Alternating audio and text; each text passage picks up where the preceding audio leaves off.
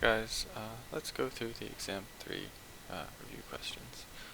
Obviously you should also use previous worksheets as exam review as well. This isn't meant to be necessarily comprehensive, it's just a little bit extra practice.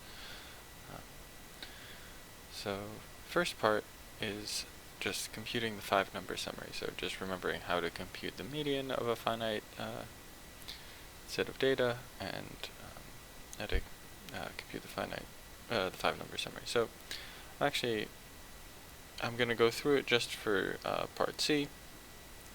This is obviously the same method that you would use for parts A and B. Let's see here. So the first step to compute the 5-number summary is to compute, so we're given two of the values obviously immediately. So we have the lowest is -3, the highest is 6, and then the first real computation is to figure out what the median is.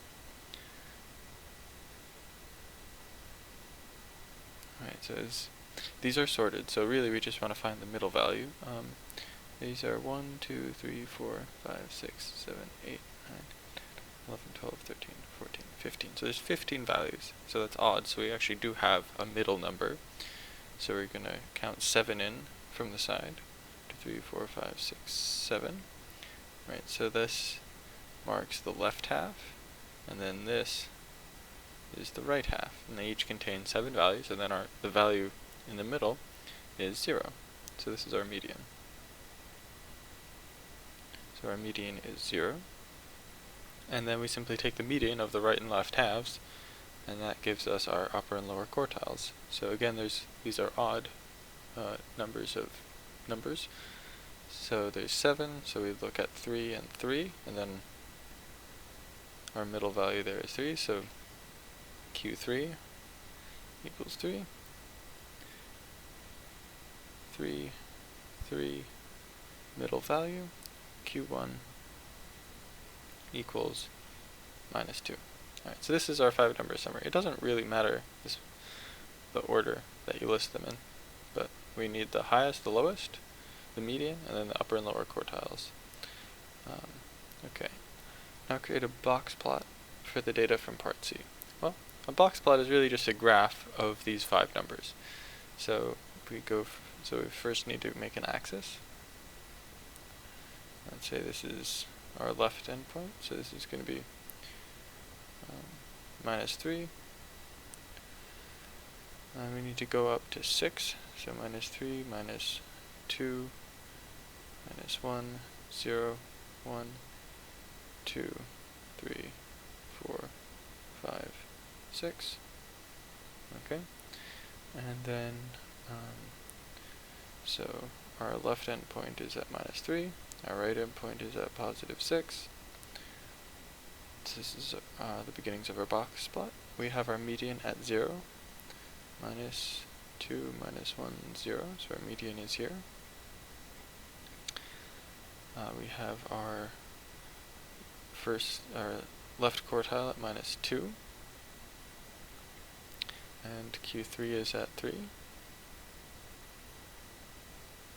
And then we simply make a box connecting Q1 and Q3. Alright, so this is our box plot.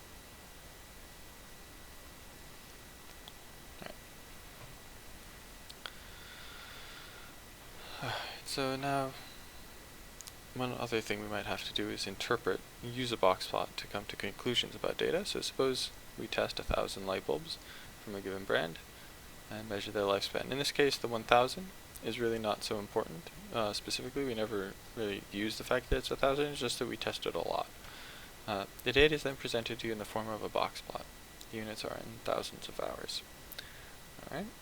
Using empirical probabilities based on this data, answering the following questions as best as you can. So, the manufacturer advertises the bulbs as lasting 3,000 hours.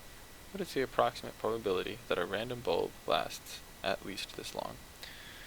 So, the important thing here is that what a box plot does is it tells you, it breaks down the data into quarters, right? We have 25% here, right? 25% here, 25% here, and 25% here, roughly. Because there might be ones in the middle that aren't quite included, so it's roughly 25%. So if we're trying to think of the probability that a bulb lasts 3,000 hours or longer, right, it's going to be the probability that it lands inside this box plus the probability that it lands inside this box plus the probability that it lands inside the upper quartile region. Each of those are 25%, roughly. So we expect the probability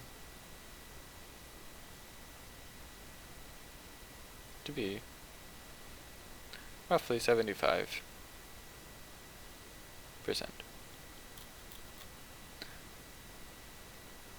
Okay. Yeah. Which probability is most probably greater? The probability that a bulb lasts between 3,000 and 4,000 hours, or that it lasts between 5,000 and 7,000 hours? So we know that we essentially have a 25% probability that a bulb lasts between 3,000 and 4,000.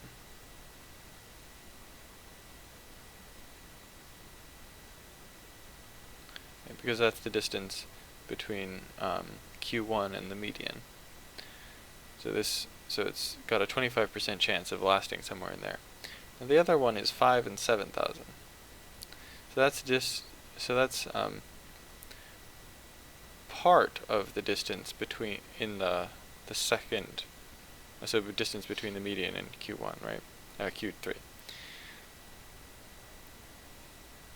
So we know that between 4 and 7 is 25%. So we know that we have roughly 25% chance to last between 4,000 and 7,000.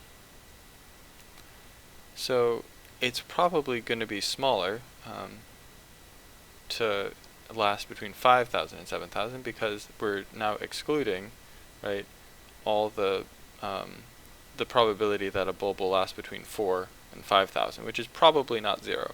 I mean, it's theoretically possible that this data, that none of the bulbs lasted between 4 and 5,000, but that seems a little preposterous, right? That somehow there's just a big gap there. So based on this data, we would estimate that it is more likely,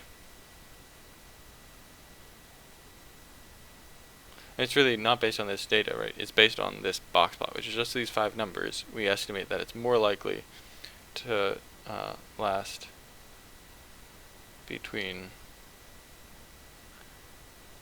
3K hours, or 3K and 4K hours,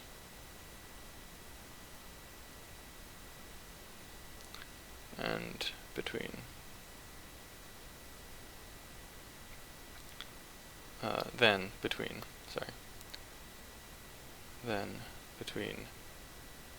5K and 7K hours. And that seems, using this box plot to the best of our ability, that seems to be more likely. Right. A vendor advertises the average lifespan as 5,000 hours. Does this seem reasonable? All right. So now average lifetime. How would we compute that? Well, we'd have to, right, sort of, that would be the expected value of this random variable that represents the lifespan of the bulb. So how would we, from this box plot, how would we get a feel of what the average value might be? Clearly, a lot of the bulbs don't last 5,000 hours, and the median is 4,000. So is it possible that the average is above the median? Well, the median is fairly low. So like the total range is between 1 and 9, right? and the median is 4. So it's possible that there's the bulbs far to the right, so the bulbs that last much longer sort of than expected, are offsetting the bulbs that last a short time, and that pushes the average up.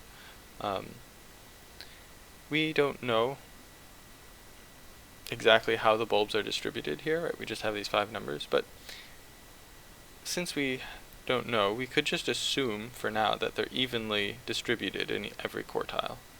So that's not going to be completely correct, but for getting a rough estimate of what the average should be, it's not a bad idea.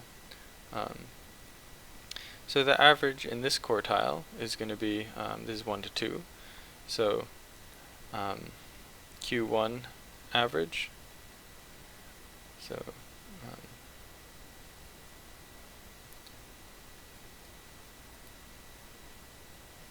is going to be 1.5, or sorry, it's 1 to 3, so the average is 2. 2. Second quartile average, or these aren't really quartiles, these are the first 25%, or the bottom 25%, whatever. The second 25% is between 3 and 4, so that's going to have an average of 3.5. The next quartile is between 4 and 7. The next 25% is between 4 and 7, so that's going to have an average of 5.5.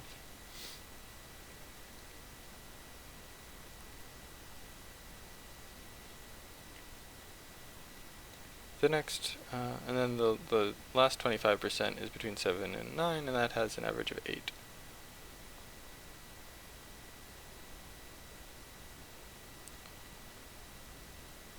Right.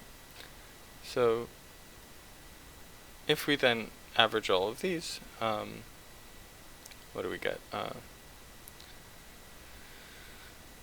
see, 3.5, so 4 plus 5 is 9, plus 10 is 19, divided by 4. So these average to 19 over 4.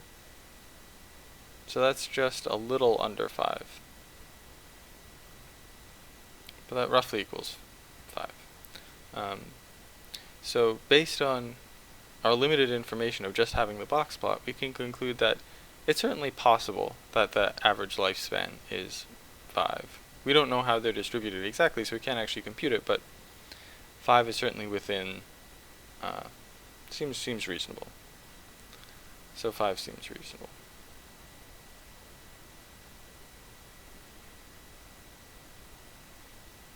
Now, this is just to think about, the point of this last problem is just to think about what kind of information the box plot is giving us. This exact kind of computation will not be asked on the exam. I just wanted to demonstrate like how we can use this information. Alright, suppose a fairly large population, let's say 100,000, is considering some issue. The opinion split on this issue is 60% in favor and 40% opposed. Alright, so it might be hard for you guys to do some of these computations because the numbers will be really large, but we should be able to write down all the formulas necessary. Alright, so we get 10 random individuals and interview them with regards to the issue. We want to compute the exact probability that of the 10, 6 are in favor and 4 oppose. Okay, so this is kind of a computation we've done before, right? So we want to count how many ways we can get 6 people that are in favor and 4 that are against, right? Well, there's 60,000 that support, so it's going to be 60,000 choose 6 for the people that, for the group of 6 that support it, and then we also have to choose 4 that oppose, and those come from a group of 40,000, right? And now in total, right, there's 100,000 choose 10 ways we could get this interview group together, right? And let me see what that that comes out to. So that roughly equals, right, 0.250835. Alright, so I'm being somewhat precise, just for the sake of the next problem. So now approximate the situation with a binomial distribution and use that to compute the same thing. Compare your answers. Why are they close? Well, I have to think, how is this a binomial? How could this be close to a binomial distribution? Well, if we just choose a random person, right, they have a 60% probability of supporting and a 40% probability of opposing. And now we could think of us as just simply doing that 10 times in a row. Now the reason it's not, alright, so I'll get into why they're not, so why isn't it exact? Well, it's not exact because if we know that the first person, say, supports it, then we know that the second person came from a population that wasn't exactly 60% and 40% split, right? But there were 59,999 who support and 40,000 who's oppose. So it's slightly, marginally more likely that if the first person we talk to supports it, the second person opposes it. But it's so the ratios change so slightly because we're only dealing with 10 people. Even if we were dealing with more, the ratios change so slightly that we expect it should be close. But in that case, right, we are doing this trial 10 times, and we have, so n equals 10, right? And let's suppose success equals support. So we just have to either success is support or success is oppose. In this case, p equals 0.6, right? And k equals, we want 6 people to support, so k equals 6. And then we have, so then the probability that x equals 6 equals 10 choose 6. We're doing the trial 10 times, right? We're interviewing the 10 different people. And we have the probability of success to the power of the number of successes, probability of failure to the power of the number of failures. Right, and these are much smaller numbers, right? So this is something you could definitely do on any calculator. This comes out to be so roughly speaking, 0.250823. So we get almost exactly the same numbers. Almost exactly the same. So this is a pretty good approximation of the situation. Alright, so use the binomial distribution to approximate the probability that if 100 people are interviewed, between 58 and 62% of them, this should be them, oh no, sorry, of the 100 are in favor. Alright, so again, it's basically the same thing, only now n equals 100. But again, we're going to have p equals 0.6, and then k will equal, well, it has to equal 58, 59, 60, 61, and 62. Okay, we're going to add these probabilities together.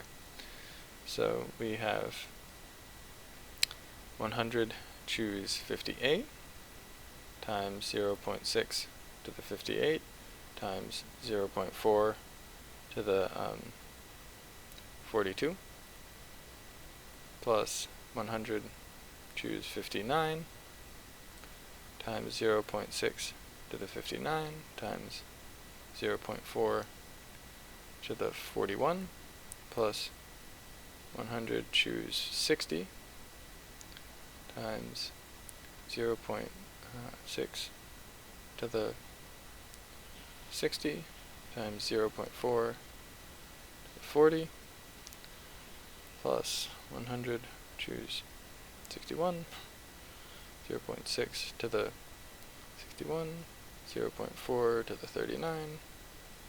Alright, finally writing this all out. 0.6 to the 62, 0.4 to the 38. Right. So again, this is maybe a little more arduous of a computation than I'd ask on the exam, but being able to do this is a good review for the questions that do come on the exam. It'll just be slightly shorter computationally. But if you plug this into your calculator, right, I think all your calculators should be able to do this just fine. What we get is 0.336, roughly speaking, 0.33604. I guess it'll be kind of accurate. All right, begin. We know this approximation is probably not accurate out in the, because this is approximation of the situation, so maybe a better approximation would be 0.34, and just leave it at that. Hopefully 34% that we lie within that range. Alright. Compute the expected value and standard deviation of the following random variables. Alright, so first of all, right, to compute the standard deviation, we need the expected value. But when asked to compute these summary statistics for a random variable, what we need are the probability distribution, which we have already, so that's given to us, for the random variable, and also for the random variable squared. So we need to make another one. Right, so k and probability that x squared equals k. This is what we need to compute the standard deviation. So, well, when we square this, we only get 3 values, right? We have 0, 1, and 4. And so 0 is still 0.2. 1, however, combines negative 1 and 1, so we get 0.4. Oops. And then 4 combines negative 2 and 2, so we also get 0.4. Right? And so then the expected value of x is just the expected value of this guy. Right? So expected value of x equals is just the average, so minus of the values times the probabilities, plus negative 1 times 0.2 plus 1 times 0.2 plus 2 times 0.2. And you can sort of see that all the probabilities are even, and the positive and the negatives are all going to cancel out, so this just equals 0. Expected value is 0. Now the expected value of x squared equals 0 times 0.2 plus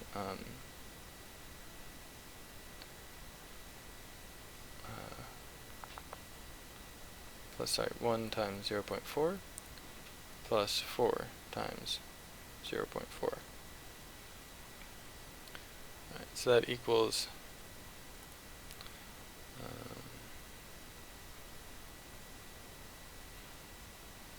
can't do arithmetic in my head, and I don't see where I wrote this down before, but alright, so it's 0.4 times 5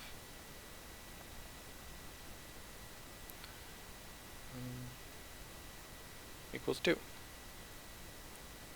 Right. So that's the expected value of x squared. So now the standard deviation, which is denoted sigma, equals the square root of the expected value of x squared minus the expected value of x squared. Right, so that equals square root of 2 minus 0 squared. 0 squared is obviously just 0. So that equals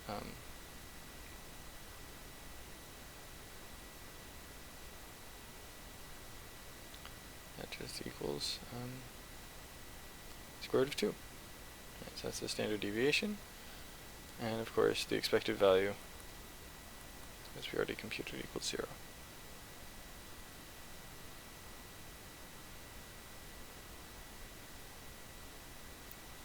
Alright. So the next one is the identical procedure. The numbers are a little different. When I upload the video, I'll also upload the PDF all filled in with the solutions. But for now, I'll skip it, because hopefully the explanation for part A will explain any doubts you had for part B. but you can still check your answer. So let's move on to the next question. Question 5. So consider the following game at a casino. So the player pays $10, and then they get dealt a hand of 5 cards. So for every high card in the hand, so 10, Jack, Queen, King, or Ace, the player wins $5. So on average, how much money does the casino make every time someone plays this game? Alright, so this is, what we want to compute is the expected profit for the casino, right, for this game. And so first of all, we need to figure out what the probability distribution for profit is, because there's 5, or actually 6 possible profits that they could have, right? So X is casino profit. So then we need the probability distribution, K.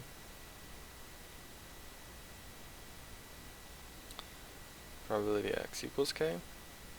Right, so they could lose, let's say they could make $10, or actually I guess I should start with the smallest value. So if the player gets dealt all high cards, right, that's $25, but they spent $10. So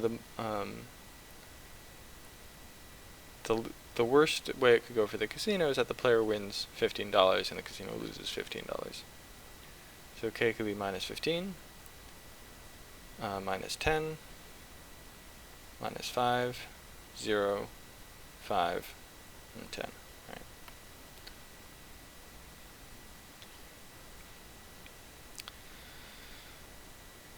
And now what are the probabilities? Well, this is a little, becomes a little more complicated to count. So first of all, number of high cards, right? How many high cards in the deck are there? Well, each of them come in 4 suits, and there's 1, 2, 3, 4, 5 of them. So there's 20 high cards. That means there's 32 low cards.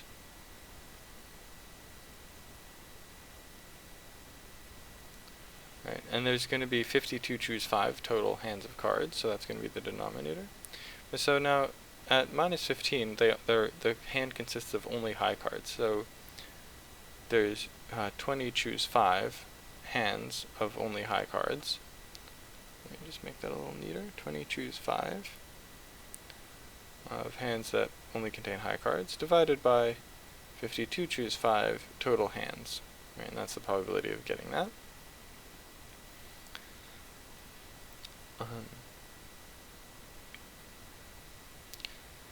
Let's see, so for minus 10, what's happening is that they have 4 high cards.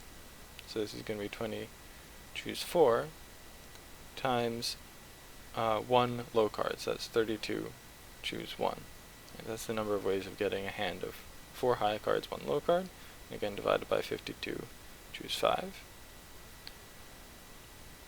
Then to get, if they want 3 high cards and 2 low cards, right, it's going to be 20 choose 3 times 52 choose 2. And of course the denominator stays the same, it's 52 choose 5. Now if they have 2 high cards, it's going to be 20 choose 2 times 32 choose 3. 52 choose 5. 20 choose 1 times 32 choose 4 divided by 52 choose 5.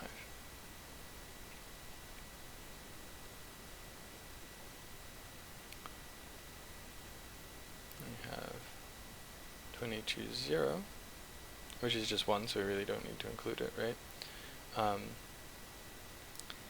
32 choose 5. Right, so if the casino makes $10, it's because the hand that was dealt was entirely low cards. And there's 32 choose 5 of those, and then there's 52 choose 5 total hands. Now, we could calculate these values directly right now, or we can just use these in computing expected value, right? So So then expected value, the expected profit, equals, so minus 15 times, yeah, I guess I'll write it as big fraction. So we have 20 choose 5 divided by 52 choose 5.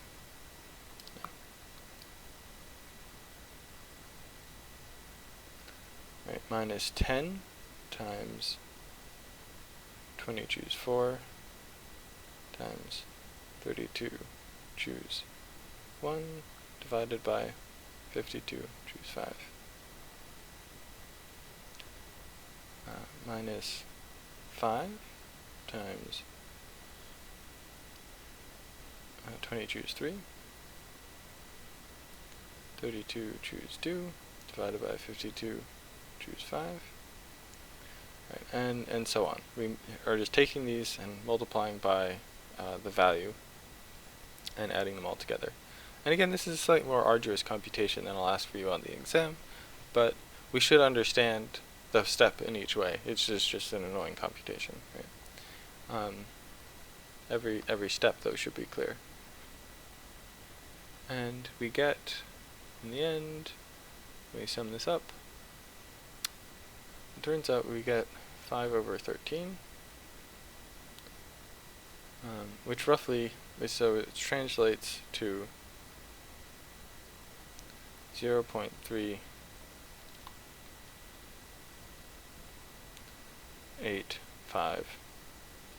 So 38.5 cents is the average profit. Kind of interesting. It's almost a fair game, which means that the casino would probably actually charge you more, I guess. I don't know. But it's almost fair, but the casino does make a little bit of money.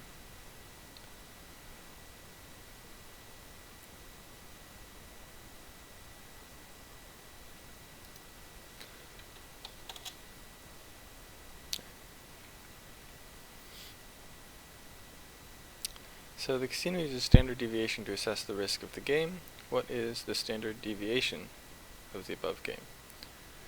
So again, we just use the same formula as before, that the standard deviation equals the expected value of the variable squared minus the expected value squared, then take the square root of everything. So then the first step is always to compute the standard deviation, is to compute the probability of the random variable squared.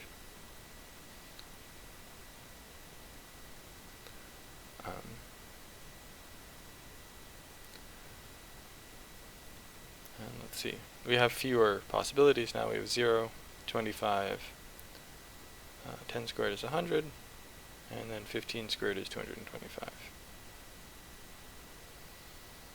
And the probabilities,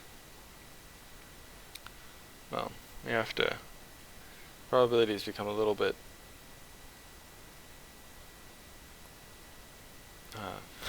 arduous, but so for 0, it's the same as before. It's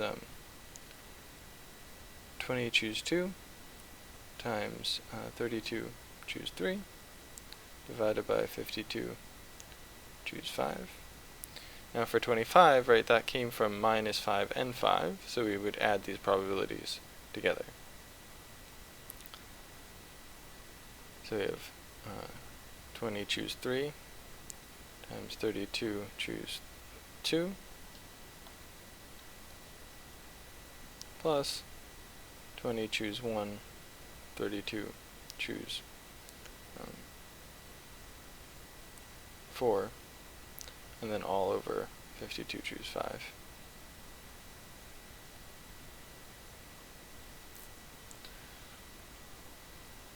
And for 100, that came from positive 10 and negative 10. So we have 20 choose 4 times 32 choose 1 plus 32 choose 5, all divided by 52 choose 5. And then the last one came from the minus 15, which was 20 choose 5 divided by 50, 52 choose 5. Honestly, if you were to do this and you just computed each of these probabilities as some decimal, so I think this roughly equals, for example, 0.0775, and then you just used your decimals everywhere, that would be fine too. I just was trying to be exact, but it turns out to be a lot of work. And again, the problems on the exam are a little bit simpler than this in terms of just the number of cases that you have to consider. But then we would compute the expected value of x squared,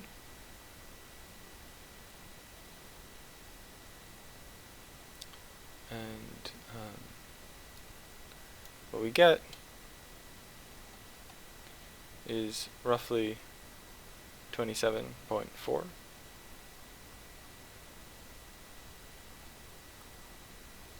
For 1, for example. And so then the standard deviation equals the square root of 27.41 minus our expected value from before squared. So minus 5 over 13. That's actually just a fraction, not choose, obviously. Squared. And that roughly, let me see what this comes out to be. So we want to subtract 5 over 13, but squared.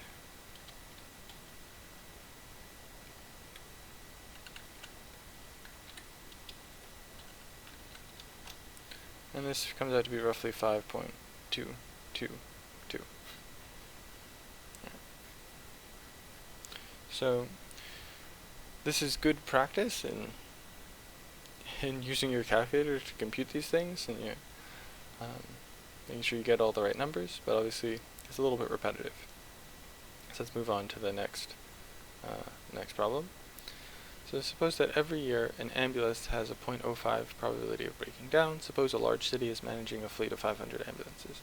So again, not again rather, but this is definitely a binomial problem, because we have something that we have a lot of cases of. In this case, it's an ambulance, and it has a 0.05 probability of breaking down. And then we have 500 of them. So on average, how many breakdowns happen in a year? So the probability distribution is actually going to be, at first it's going to seem kind of complicated, right? Because there's a lot of different ways that ambulances could break down. We could have 0, 1, all the way up to 500, potentially. So writing out the actual table is going to be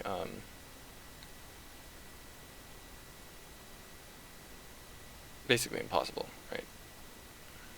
That's pink, not red. Whatever. What we want to use is the formula we already have for binomial distribution. So if x equals number of ambulances that break down,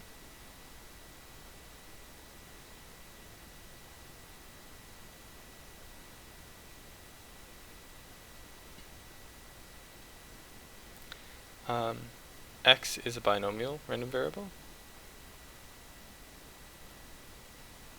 Right? That's really the key thing to recognize, and that's really the whole point of this problem, is being able to recognize how to use binomial random variables. So if success equals breakdown, it's kind of an odd definition of success, I guess, but then p equals 0.05, and the number of trials is 500, right? We have 500 ambulances, and they're all independent of each other. And so this defines a binomial distribution, right? The formula for, probability x equals k is then 500 choose k times 0.05 to the k times 0.95 to to the 500 minus k. Alright.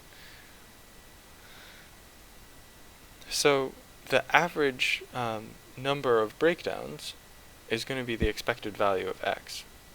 So what we want is the expected value of this random variable x, and we have just a formula for the binomial distribution, what its expected value is, right? The expected value is simply the number of trials times the probability of success. And so this equals 500 times 0.05.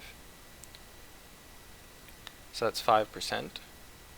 So that just equals 25. So on average, 25 ambulances break down. Alright, so what is the standard deviation of the number of breakdowns in a year? Well, again, we can't use the formula to compute, so we can't use the generic formula, right, which is the square root of the expected value of x squared minus the expected value of x squared. We can't use this because computing this guy would be super hard.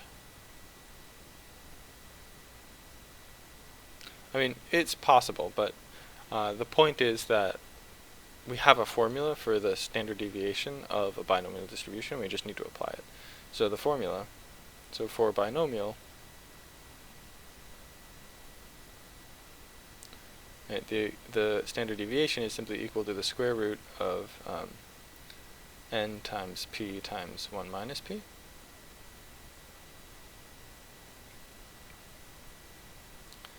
And so in this case, this is the square root of 500 times 0.05 times 0.95. Plug that into a calculator, that's roughly 4.873. Okay. So now suppose a small town is 10 ambulances. Relative to the size of the fleet, is the standard deviation higher or lower? So the only thing that's changing is the number of ambulances, which is the number of trials. So we have the new standard deviation,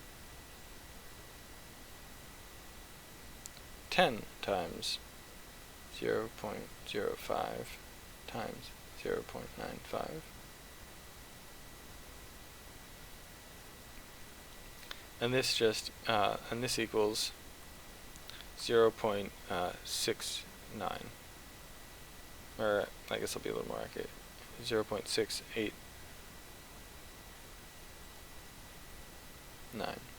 Okay. So obviously the standard deviation is smaller than before, but there's many fewer ambulances. So the question is relative to the size of the fleet.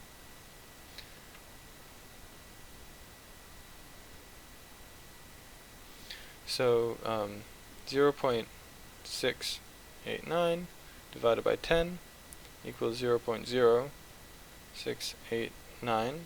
So it's roughly, roughly speaking, the standard deviation is 7% of the fleet.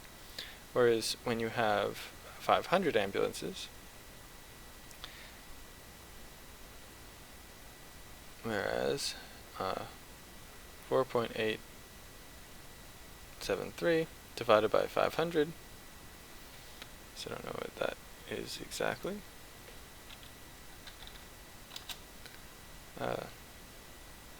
Roughly equals 0.00975. Roughly speaking, that's 1% of the fleet. So standard deviation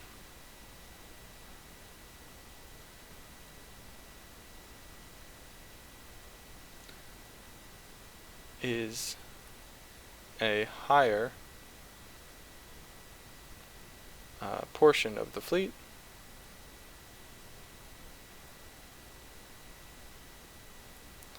when fleet is smaller.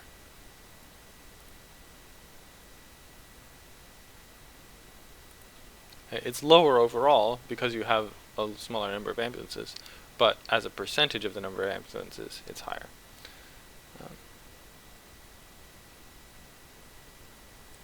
that's really the answer. Right. So that's all for this video.